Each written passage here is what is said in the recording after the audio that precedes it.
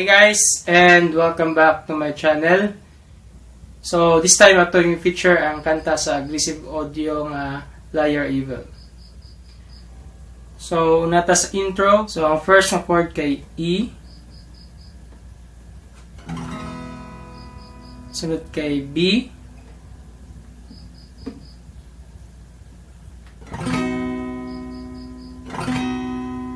sunod kay C sharp minor,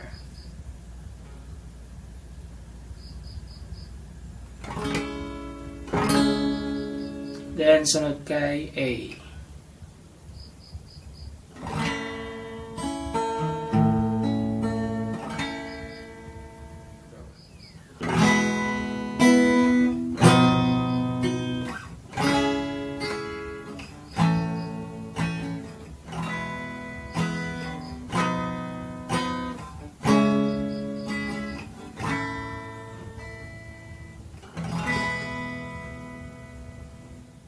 Then hapon is J plucking. So sa plucking, first is ang kaning E nga string open.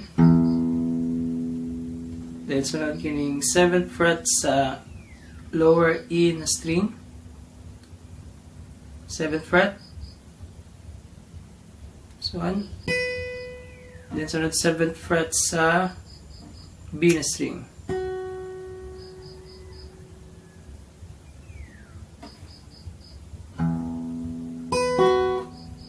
Okay. So mani sa E nga chord, then sa B na chord after ani. Ani ka sa B. So porma na ni mo B. Pero yun yung kaskasan ani is kanilang 2nd fret sa A na string o 4th fret sa B na string.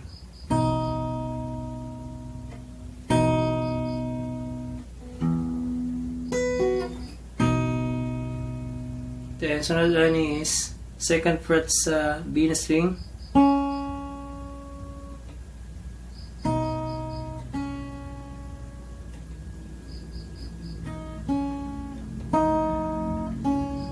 then sunod C sharp minor,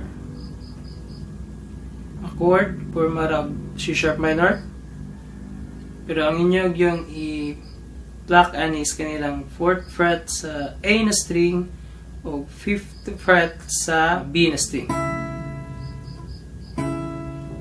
Then sunod 4th fret sa B na string.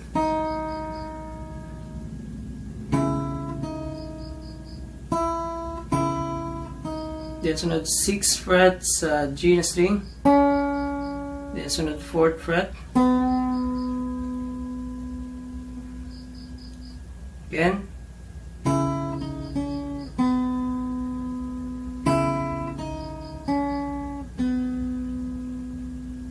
Sunod sa A na tangas nga chord. So sa A nga chord, open ang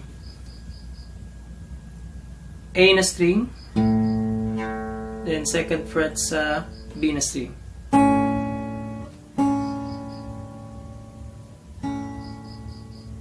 Then 4th fret sa B na string. Then balik sa 2nd fret. Then 2nd fret sa G na string. Then balik sa 2nd fret sa B na string.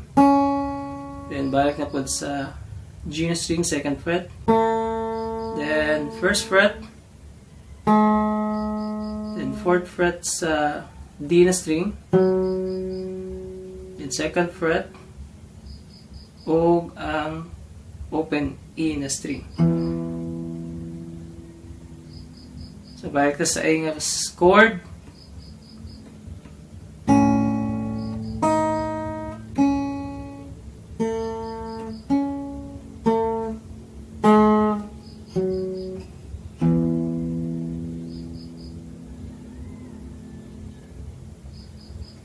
So balik tas pinakauna until sa last ng chord. So E to A slow-mo.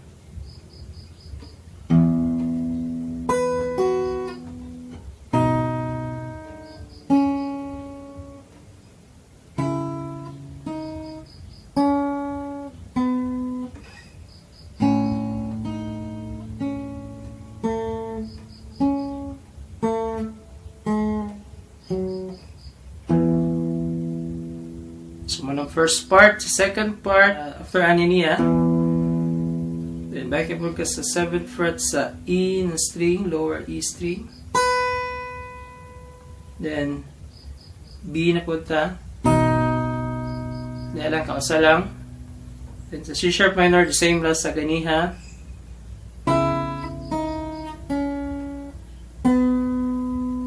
Then sa A, na-change gamay ani.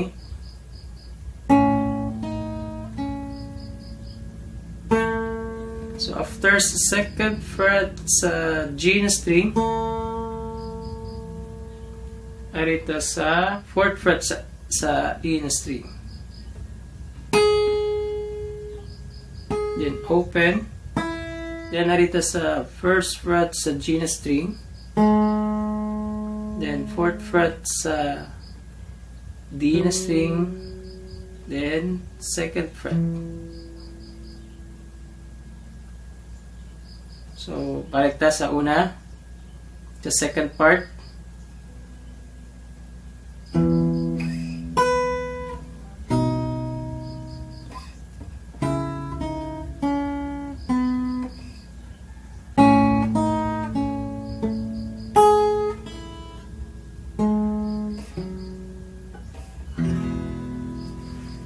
Then after anim, soda mo sa verse.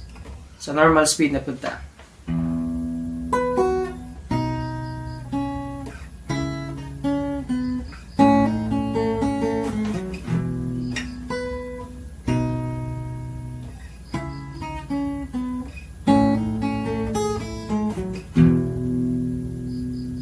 So, ang verse pareha ang chord sa intro. Then, sa last part niya is F sharp minor. Then B. Then A.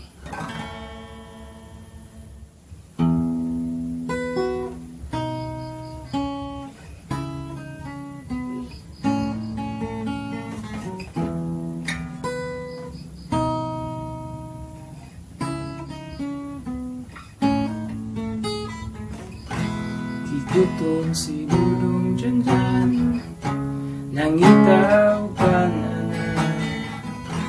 aron mahuwasan ang naghilaw niyang tiyan. Iyolero paklay tawag barbecue matay di makaplatong kayo sa nabalihadong biyo.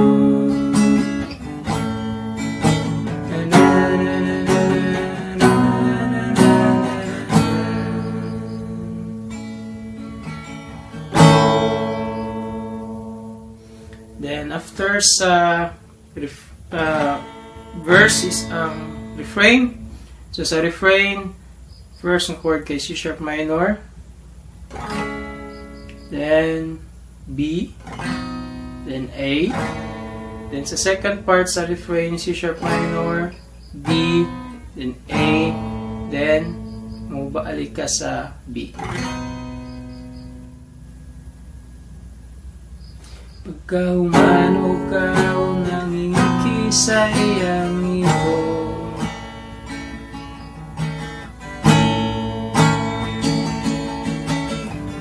galing sa tindera, galit ng drama-drama, kahilag-hilag sa lamisa.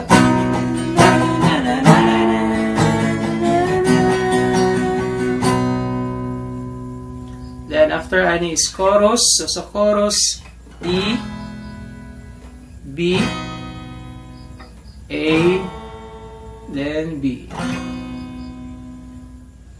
Ikaw diyang kitaka, pagkakunta, liar, evil ka, kakunta, liar ka. Then balik sa intro, then second verse, then balik na sa refrain o ang chorus. Then after sa second chorus is ang ad-lib. So sa ad-lib, ang chorus na gigamit kay parehara sa intro. Then after na is C sharp minor, then B, then A. Buhaton po ni 2 times or twice.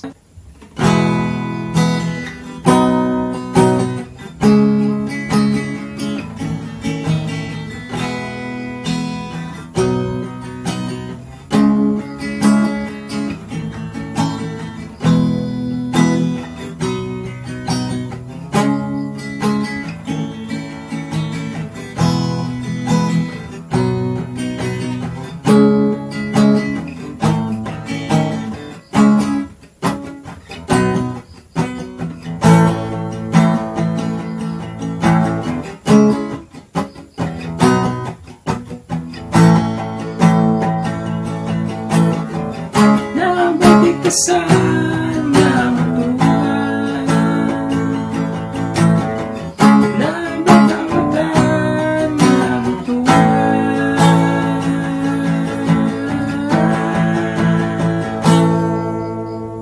Then pag sunod na is ang chorus, pero sa last part rin Makakun ka. So, musod ka sa chord nga E sa after na sa ka nga word. Makakun ka.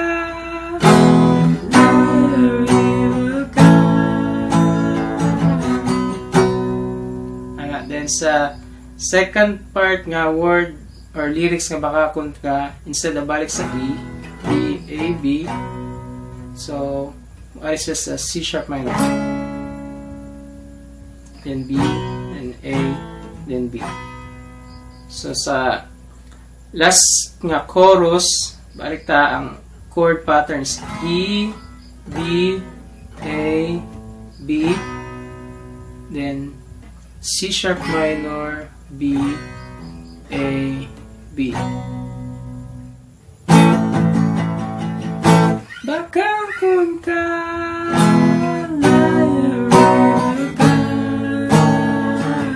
Makakun ka.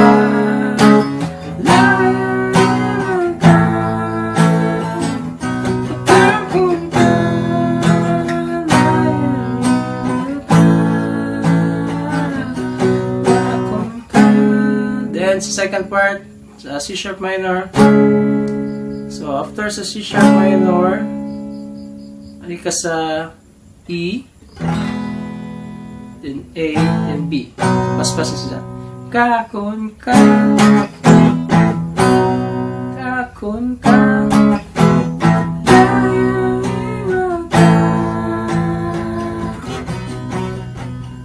Then balik na sa intro nga tabs or intro nga melody. First part lang yung button.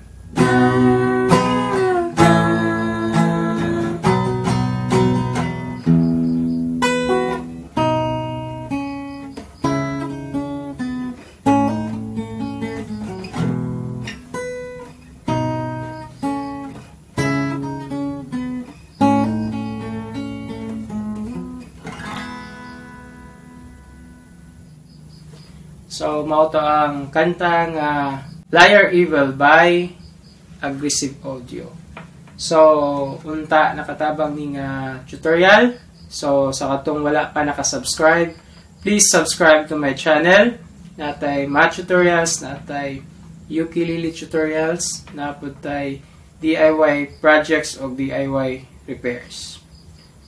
So, thank you for watching and see you next time.